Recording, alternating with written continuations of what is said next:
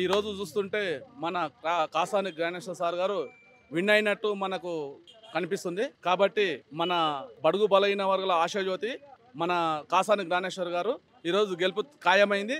కాబట్టి అందరూ ఏకతాటిపై నడిచి మన జ్ఞానేశ్వర్ని గెలిపించవలసిందిగా కోరుచున్నాం. ఈ కేసీఆర్ గారు బలహీన వర్గాలకు చెందిన జ్ఞానేశ్వర్ గారికి టికెట్ ఇవ్వడం అన్ని సబ్బండ జాతులకు సంతోషకరంగా ఉంటున్నది.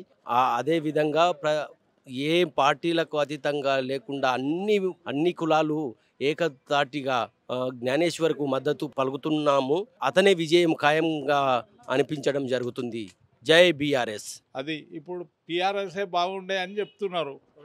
ఇప్పుడు చేవలలో టీఆర్ఎస్కే వేస్తున్నారు పబ్లిక్ అందరూ. కాసాని జ్ఞానేశ్వర్ గారు గెలుస్తున్నారు తప్పకుండా బంపర్ మెజార్టీ తోటి. ఎవరికి ఎక్కువ పోటీ కాసాని జ్ఞానేశ్వర్కి? ఇంకా కాసాని జ్ఞానేశ్వర్కి తర్వాత బీజేపీ కొండా విశ్వేశ్వర ఉంటుంది పోటీ. వాళ్ళిద్దరి మధ్యనే ఉంటుంది.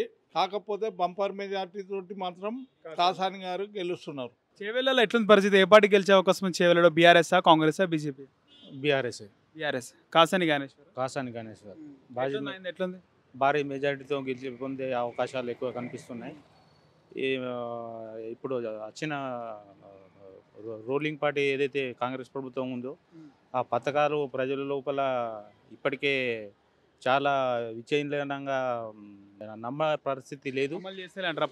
పథకాలు కూడా అమలు చేసినట్టు చూపించి మళ్ళీ కొందరికి చేసినట్టు కొందరికి చేయనట్టు చేస్తున్నది. కాబట్టి పబ్లిక్ లోపల ఆ చైతన్యం లేదు. ఖచ్చితంగా బీఆర్ఎస్ పార్టీ ఎంపీలు చాలా స్థానాలలో గెలిచే అవకాశాలు ఎక్కువ కనిపిస్తున్నాయి. ఇప్పుడు చేవేలలో కూడా బీఆర్ఎస్ కాసాని జ్ఞానేశ్వరి భారీ మెజారిటీ పొందే అవకాశం ఎక్కువ కనిపిస్తుంది.